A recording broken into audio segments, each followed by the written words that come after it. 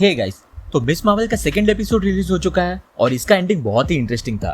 कमाला उस लेडी के सामने फेस टू फेस आ चुकी है जो अब तक सिर्फ उसके विजन्स में दिखती थी, लेकिन आखिर वो है कौन और एपिसोड 3 में उसका क्या रोल होगा, इस वीडियो में हम इसी के बारे में डिस्कस करेंगे। शुरू करने से पहले पोटेंशियल स्पॉइलर वार्निंग रहेगी एपिसोड 3 को लेके, और अगर आप इस चैनल पर नए हो तो सब्सक्राइब जरूर कर लेना सो दैट आपको हमारे लेटेस्ट वीडियोस की अपडेट रेगुलरली मिल सके। So without wasting any further time, let's get started.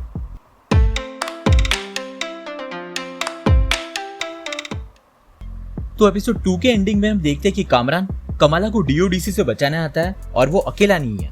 हम उसकी मॉम को भी देखते हैं उसके साथ, और ये वही लेडी है जो कमाला के दोनों विजन्स में दिखी थी एपिसोड 2 में। इस कैरेक्टर का नाम है नजमा। अब यहाँ पे सवाल आता है कि आखिर वो है कौन। कमाला का ये ब्रेसलेट उसे उसकी नानी से मिला है और विजन्स उसे इस लेडी के दिखाई दे रहे हैं, और कमाला की नानी ने ऑलरेडी बताया था एपिसोड 2 में कि ये ब्रेसलेट कमाला की परनानी आयशा का है। तो अब इसकी दो पॉसिबिलिटीज हो सकती है। एक ये है कि नजमा ही आयशा है और नजमा ने ही कमाला की नानी सना को रास्ता दिखाया था ट्रेन में वापस जाने का, जब उसकी फैमिली पार्टीशन के दौरान कराची आने वाली थी।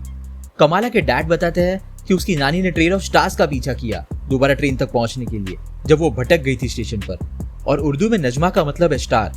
तो इस लॉजिक के हिसाब से नजमा और आयशा प्रोबेबली एक ही इंसान हो सकते हैं। और क्योंकि कमाला का पावर इस ब्रेसलेट से नहीं बल्कि खुद उसके अंदर से जनरेट हो रहा है, तो इसका मतलब है कि उसे ये पावर विरासत में मिला है हर जनरेशन के थ्रू आयशा से। और अगर आयशा और नजमा दोनों एक ही है तो नजमा भी एक एनहांस्ड इंडिविजुअल है। अब ये तो हुई एक पॉसिबिलिटी नजमा को लेके। दूसरी पॉसिबिलिटी ये हो सकती है कि नजमा और आयशा दोनों अलग इंडिविजुअल्स है। ये मैं इसलिए बोल रहा हूँ क्योंकि एक शॉट में हम नजमा को कमाला पे अटैक करते हुए देखते हैं।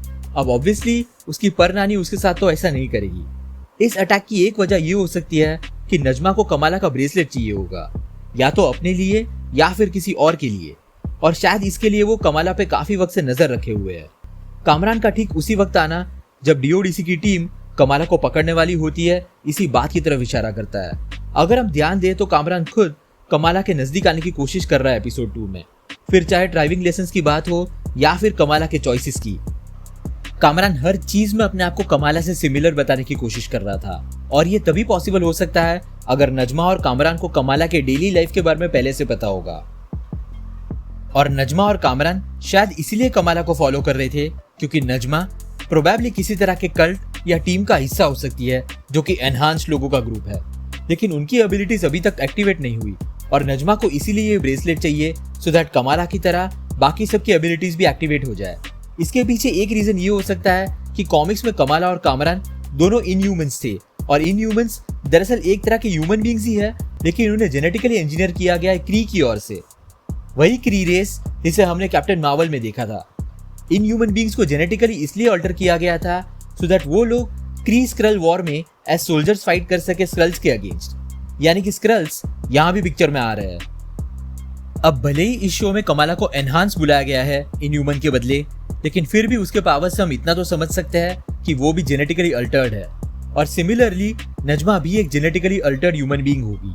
और क्योंकि हम जानते हैं कि secret invasion series heavily squirrels पर फोकस करने वाली है, तो ये शो एक तरह से उसका प्रीक्वल हो सकता है, और साथ ही साथ ये प्लॉट आने वाली मार्वल्स मूवी को भी टीज कर सकता है।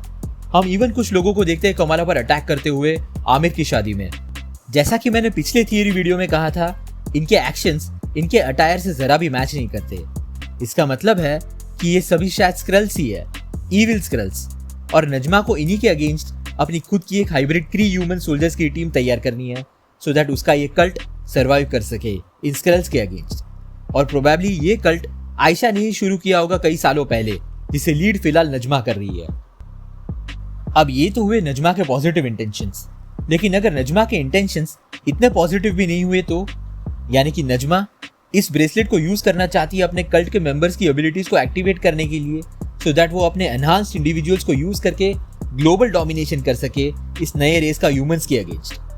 जैसा कि हमने एपिसोड 2 में देखा, कमाला की परनानी आयशा को उसकी सोसाइटी ने कभी फुल्ली एक्सेप्ट नहीं किया, प्रोबेबली अपनी एनहांस एबिलिटीज की वजह से, जिसे उस वक्त कई तरह के सुपरस्टिशंस के चलते एक बुरी चीज मानी जाती थी।